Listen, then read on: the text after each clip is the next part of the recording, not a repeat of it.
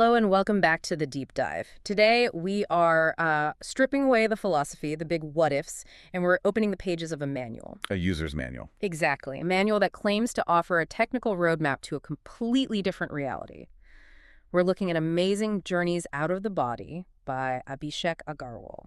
And I think it's important to say right off the top, this isn't a collection of spooky campfire stories. No, not at all. It reads much more like a car repair manual, but, for your soul. That is the perfect way to frame it. It's incredibly practical.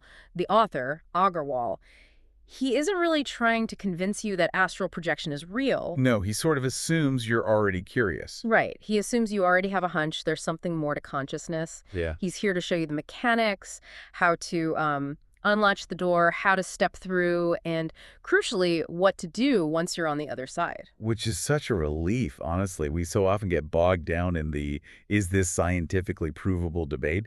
And it ends in a stalemate every time. It does. But for this deep dive, we're going to just suspend that disbelief. Yes. We're going to look at this from a user experience perspective. Yeah. If you wanted to leave your body following the specific protocol, how would you do it? What are the levers you need to pull? Exactly. We aren't here to endorse the practice or to say, go try this tonight, No. but we are going to explore the text as a technical document. We're walking through Agarwal's specific techniques, his safety protocols, and his geography of the astral plane. It's like we're taking a tour of a map that someone else drew. A very detailed map. So let's orient ourselves. Chapter 1, the basics of astral projection. How does he actually define this phenomenon? Because, people often confuse this with lucid dreaming. Oh, yeah, and he draws a very sharp line there. He does. He defines astral projection, or an OBE, an out-of-body experience, as the literal separation of the non-physical body, the astral body, Yeah. from the physical one. The physical shell. Right. Whereas in a lucid dream, you're kind of waking up inside a simulation that your own brain created. Right. You're still in the theater. Exactly. Yeah. But with astral projection, the claim is that you are exiting the theater entirely. You're entering a separate, what he calls an objective, reality. The core concept here is that you are not your body. You're just a driver inside a vehicle. And this book is all about how to park the car, leave the engine off, and get out for a walk. And when you get out for that walk, the whole environment changes. This is where he starts talking about the planes of existence. Yeah, that hierarchy. He outlines this structure that, I guess, helps explain the physics of this other place. Right. So at the very bottom, you've got the physical plane. That's here. Us, right now. Solid matter. Time moves in a straight line. You drop a cup. It shatters. Simple. Then you shift up to the astral plane. This is where he says the projection usually happens.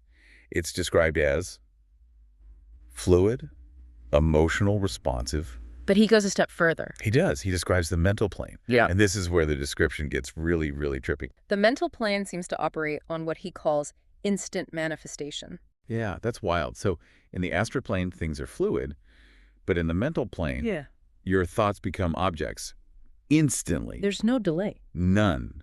If you think of a chair in the mental plane, a chair is just there. There is no lag time at all between the concept and the creation. And time is different. Completely distorted, he says. Yeah. It's not just a different place. It's like running on a different physics engine. It reminds me so much of how people describe near-death experiences, NDEs. Does he make that connection in the book? He does, yeah. He actually treats NDEs as a kind of involuntary projection. So an accident. Right. He notes that NDE survivors, they often report feeling intensely alive, more real than reality. And free of pain. Totally free of pain. The book uses this to sort of validate the voluntary experience. The argument is basically, look, people do this by accident when they have some kind of trauma, and they describe it as blissful, so why wait for the trauma? That's a really compelling hook, isn't it? It is. It takes the whole spooky factor of death and reframes it as just another way to exit the vehicle. Which leads us perfectly into Chapter 2, the benefits. Because, let's be honest, the process he describes later on it's rigorous. It sounds like hard work. Oh, yeah. You need a very strong why to push through all the training he outlines. And the list of benefits he gives, it swings wildly from, pure entertainment to something like existential salvation. A pretty big range. Let's start with the fun stuff. He's very open about the adventure aspect of it. Absolutely. He talks about flying, visiting other planets, exploring the bottom of the ocean. And the classic verification experiment. Mm. This is the one that really appeals to the skeptic in all of us. Right. The idea that you can, fly to your friend's house, see what they're up to, then fly back, wake yourself up, and call them. And if they say, yeah, that's weird, I was eating a sandwich in the kitchen at 11 p.m. And that's what you saw. Boom. You have your own data. But then he goes deeper than that. He talks about meeting guides. And this is where the manual takes a very spiritual turn. He suggests that we all have these non-physical helpers, guides, angels, mentors, whatever word you want to use. And they live on these higher planes. Right. The theory is that they're always there, always waiting to help us, but the static of our physical life is just too loud. We can't hear them. So projecting is like stepping into a soundproof room. Yeah, where you can finally hear the advice you've been missing all along. And then there's the biggest benefit he lists, the elimination of the fear of death. This is the core promise of the whole book, I think. It has to be. Agarwal argues that once you step out of your body and you look back at it sleeping on the bed, you have your own irrefutable personal evidence that you are immortal. You know it. You don't just believe it. Exactly. You know that you exist without the shell. And that shift in perspective, he says, completely changes how you live your current life. It shifts the whole thing from being a joyride to being a mental health tool. Right. If you aren't afraid of the end, you play the game of life differently. Totally. He frames it as a way of accessing universal knowledge. It's like personal growth on steroids. Okay, so the motivation is established. We want the superpower. But then we hit chapter 3, preparing yourself. And this is where the rubber really meets the road. This is where most people fail. Because it's not just, close your eyes and hope for the best. Yeah. He identifies the biggest barrier immediately.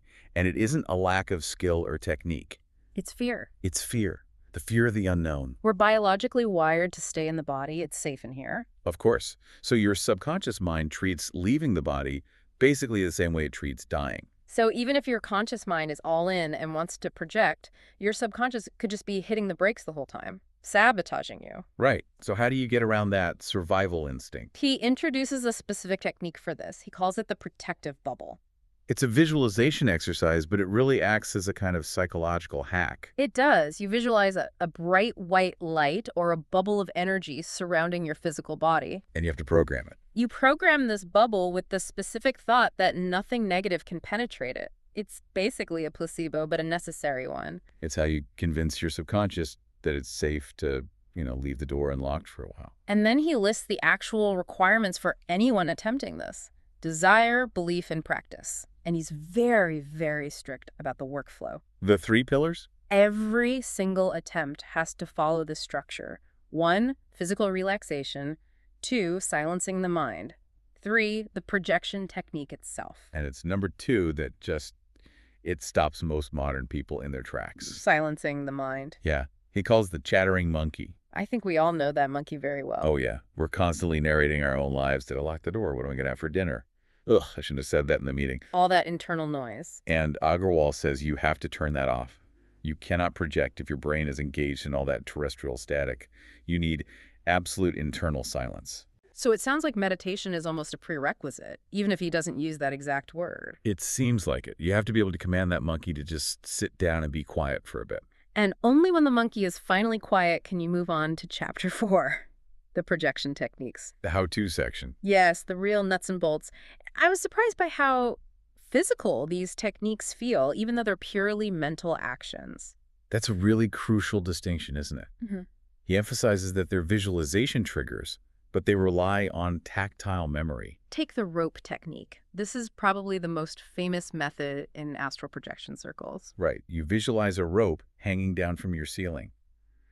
But the trick isn't just to see the rope on the back of your eyelids. No, you have to feel it. You have to imagine reaching out with your non-physical hands, your astral hands, and pulling yourself up, hand over hand. You need to feel the texture of the hemp in your palms. You need to feel the strain in your astral biceps. But, and this is the part that sounds almost impossible, you have to keep your physical muscles totally 100% relaxed. It requires this profound level of dissociation. It does. You're trying to create a phantom limb sensation. You're trying to trick your consciousness into moving out of its physical alignment Hmm. by, I guess, engaging the motor cortex without actually engaging the muscles. What about the swing technique? That one also seemed very physical. Yeah, that one uses momentum. Yeah. You visualize your body swinging back and forth like you're on a playground swing set, You have to feel the gravity, the drop in your stomach. and you make the arc wider and wider and wider.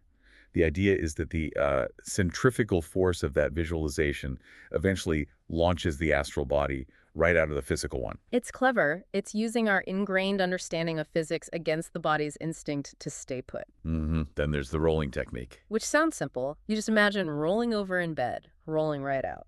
But again, the physical body has to stay completely still, paralyzed in sleep. I can see how that would be incredibly disorienting. Yeah, if you do it right, you might actually think you physically rolled out of bed and hit the floor, only to realize you floated through it. He also mentions the object technique, visualizing an object in another room and trying to sort of pull yourself toward it. And the jump technique, which he says is more of a lucid dreaming trick. Right. You ask yourself during the day, am I dreaming? And then you try to jump or fly. And the idea is that eventually you'll do that in your sleep and you'll actually take off. There was a specific warning in this chapter that really stood out to me. It felt very urgent. About the vibrations? Yes, he says in bold letters, basically, do not break your concentration when the vibrations start. And that's the big stumbling block for beginners. You're lying there, you're relaxing, you're pulling the invisible rope, and then suddenly your whole body starts buzzing like a high voltage wire. And what's the natural reaction? You either get really excited, oh my God, it's happening, Yeah. or you get really scared. And both of those reactions snap you right back to the physical. Agarwal says you have to just ignore the fireworks display and keep climbing the rope. Which is so much easier said than done. Of course. And that transitions perfectly into Chapter 5, pre-projection phenomena. Because if you don't know what's coming, this stuff sounds absolutely terrifying. It really does. This is the warning label chapter of the book. It is. He details all the symptoms that happen right before separation, and the big one is sleep paralysis. Which most people know only as a nightmare scenario. You wake up, you can't move, maybe you feel a heavy weight on your chest. Culturally, we associate this with, demon attacks or some kind of medical emergency. And Agarwal just completely reframes it. He says, congratulations, you succeeded. That is a very hard sell when you're paralyzed in the dark. It is. But if you look at the logic, it makes sense. The goal is mind awake, body asleep. And that's exactly what sleep paralysis is. It's exactly that state. Your body has shut down its motor functions for the night, which is a natural safety mechanism so we don't act out our dreams. But your consciousness is fully alert. So instead of fighting to wake up your body, which is what causes the panic. You should relax into it. That paralysis, he says, is the launch pad. So when you feel like you can't move, that's not the time to scream. That's the time to reach for the imaginary rope. Exactly. He also talks about auditory hallucinations, which are apparently very common. People hear a loud buzzing noise, like a swarm of bees inside their head. Or bells ringing. Sometimes they hear a loud crack or an explosion, what's medically known as exploding head syndrome. Just imagine that for a second. Lying in the dark, unable to move, and then hearing a gunshot go off inside your own skull. If you're not prepared for that, you panic and you wake up. But if you are prepared, you say, that's just the frequency changing, and you keep going. He also lists the sensation of a racing heart. Which he claims isn't your physical heart at all, but the heart chakra spinning up to process all this new energy. And finally, the feeling of weightlessness, of floating. So let's say you survive the buzzing bees, the paralysis, and the explosions in your head. You keep climbing the rope. Chapter 6, you are out. What happens in that exact moment of separation? He describes a void, a momentary blackout. Like a transition cut in a movie. Yes. 1 second you're struggling and vibrating, the next, it's just silence. And you're floating. And you're connected. We have to talk about the silver cord. The silver cord, it's a staple of all astral lore. The lifeline. He describes it as an elastic, silver-colored cable. And it connects the astral body to the physical body, usually at the forehead or maybe the solar plexus. He says it's made of millions of tiny little strands. It sounds like a fiber optic cable. It kind of functions like one. It transmits energy, it transmits information, and it's your main safety feature. This answers the biggest question people have. Can I get lost? Can I get locked out of my body? And Agarwal says no, absolutely not, because of this cord. So if there's any danger to your physical body, like a loud noise in the room or someone touches you, Or even just your bladder being full, a cord snaps you back instantly. like a rubber band. A very fast, and he says sometimes painful rubber band. That's why the return can be so jarring for people. He also touches on a detail that I think a lot of people wonder about but are maybe too embarrassed to ask. Mm-hmm. You separate from your body. Are you naked? The naked issue, yes, he addresses this head on. The astral body is, by default, nude because clothes are physical objects. Okay. However, because the astral realm is so responsive to thought, you are only naked if you think you are. So if you're just habitually used to wearing clothes, or if you simply project the image of yourself in jeans and a t-shirt, You'll appear dressed. It's the ultimate dress for success. You just have to think of the suit. and then comes that truly surreal moment. You turn around and you look back at the bed. Seeing your own physical self. Agarwal describes this as a profound shock for most people. I can imagine. Seeing yourself just sleeping. It's the moment the intellectual concept becomes this experiential reality. That meat suit down there is my shell. I am up here. Once you have that realization, you're going to want to explore. Of course. Chapter 7, the astral plane. He breaks this down into neighborhoods, essentially. Lower, middle, and higher planes. It's a very traditional occult structure. The lower astral is described as not so great. Unpleasant is a good word. Darker. He compares it to a kind of purgatory. It's filled with confused souls and negative thought forms. Why would anyone want to go there? You don't. It's usually an accident. New projectors often end up there because their own vibrations are low. So if they're fearful or angry or confused... In the astral, like attracts like, if you bring garbage in with you, you go to the garbage dump. That's a very good warning. And the middle plane. That's where most projection starts. It looks a lot like our world, but just slightly different, a bit more vibrant. And the higher planes are where the light and the guides and all that abstract knowledge reside. Mm-hmm. I was really interested in how you get from one to the other. He talks about locomotion. Movement. Yeah. He says it can be voluntary. You can will yourself to fly to the moon, or it can be involuntary. What does that mean? Sometimes you just get swept up in what he calls astral currents. You're just drifting along on a river of energy. That sounds kind of lovely, but also, what about the things you might meet there? He talks about entities. He does. He says you might encounter other beings. Some are other human projectors, just sleeping people drifting around. And some are non-human. Some are non-human entities, yeah. So what if they're hostile? What if they're scary? This is his most empowering piece of advice in the whole book, I think. Okay. He says, they have no power over you. None. If you see something scary in the lower astral, you don't run. You don't fight it. You just command it to leave. You simply command it to leave. You project confidence. Because in a world that is completely responsive to thought, fear attracts monsters, but confidence dispels them. Just be gone. Essentially, yeah. Yeah. You are the master of your own experience. Yeah. Which leads us to the really fun part. Chapter 8, the world is yours. The superpowers chapter. This is where he lists all the capabilities. And I actually laughed out loud when I read the phrase Superman style. He literally says it. Run, jump, and fly horizontally like Superman. It's just so delightful that he uses pop culture to explain a deeply mystical experience. But it works because we all have that visual language. We do. He says you can fly at a slow walking pace, or you can move faster than the speed of light. It's all about your intent. If you want to be on Mars, you're on Mars. And passing through matter, his description of this was fascinating to me. He says it's not like passing through empty air. No, not at all. He describes a very specific tactile sensation. When you pass through a solid wall, it feels like moving through a melting substance. Or a cool breeze. Yeah, there's a kind of resistance, but the matter yields to you. But only if you believe it will. Right. If you hesitate, you just bounce off. Yeah. It's exactly like that Platform 9 and 34 scene in Harry Potter. You have to run at the wall knowing you'll go through. If you flinch, you just hit the brick. He also gives a brief mention here to the Akashic Records. The etheric library. It's this idea that every thought, every action, every event in history is recorded in the energy of the universe. Like a cosmic hard drive? Exactly. And he says that advanced projectors can learn to access this library. It's the ultimate internet. That sounds overwhelming. It is. Which is why he suggests starting small. Fly around your room first, then your neighborhood. Don't try to download the entire history of the universe on your first night out. So, We've gone through the technique and the destination. Now chapters 9, 10, and the appendices.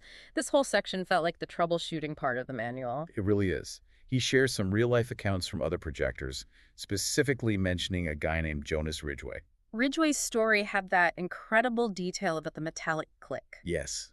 He said he heard a literal click at the base of his skull right as he snapped back into his body. That one detail adds such a layer of mechanical realism to it. It's not just I woke up, it's I docked. Yeah. He also talks about seeing transparent limbs. That's a common, almost there sign, right? It is. You go to lift your arm, but your physical arm is still on the bed, and you see this ghostly, transparent arm moving instead. Agarwal says this is proof that you're loosening up. It's your check engine light saying, system ready. That's a great way to put it. There were some FAQs in this section that I think everyone would ask, like, will I be tired the next day? That's a huge misconception. People think if they're out flying around all night, they'll be exhausted in the morning. But Agarwal says no. The physical body is sleeping, and sleeping deeply. In fact, because your consciousness is also being energized by the experience, you often wake up feeling more refreshed than usual, and the fear of getting lost. We touched on this, but he really reiterates it in the FAQ. The silver cord makes it absolutely impossible to get lost. You are on a leash. A very long, interdimensional leap. A very long leash. There was one troubleshooting tip that really stood out to me, the click factor, he calls it, or the hypnagogic state. This is the lazy method, essentially. Yeah, it seems like it. He notes that sometimes trying too hard actually creates tension and prevents it from happening. The best experiences often happen when you aren't trying at all. Right as you're falling asleep or right as you're waking up. You catch that little wave of the hypnagogic state, that borderland between being awake and being asleep. Yeah. You just sort of roll out. It reinforces this idea that it's a natural ability, not some superpower you have to force into existence. Exactly. He compares it to learning to play an instrument. You have to practice the scales over and over. That's the relaxation and the techniques. But eventually you just play the music without thinking about it. So we've walked through the entire manual. We've looked at the protective bubble, the rope, the paralysis, and the flight. As we kind of wrap up this deep dive, it leaves a lot to think about regarding human potential. It really does.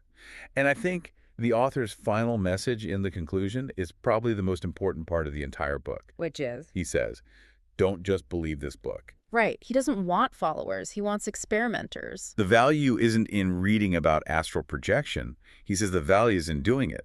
It's in the personal discovery. And whether or not you ever actually leave your body, the discipline that's required to even try, the relaxation, the silencing of the mind, the confronting of your own fear, that has immense value in itself. It's a rigorous mental training program, just disguised as a ghost story. That is a beautiful way to put it. It's true, though. I'm left thinking about the silence, the idea that to go anywhere new, really go anywhere new, you first have to get quiet enough to leave where you are. And that is a challenge for all of us, whether we're trying to fly to Mars or just trying to get through a Tuesday. Absolutely. So that is Amazing Journeys Out of the Body, a manual for the ultimate road trip. I might actually try the rope technique tonight. Or at the very least, I'll try to silence the monkey. Good luck with the monkey.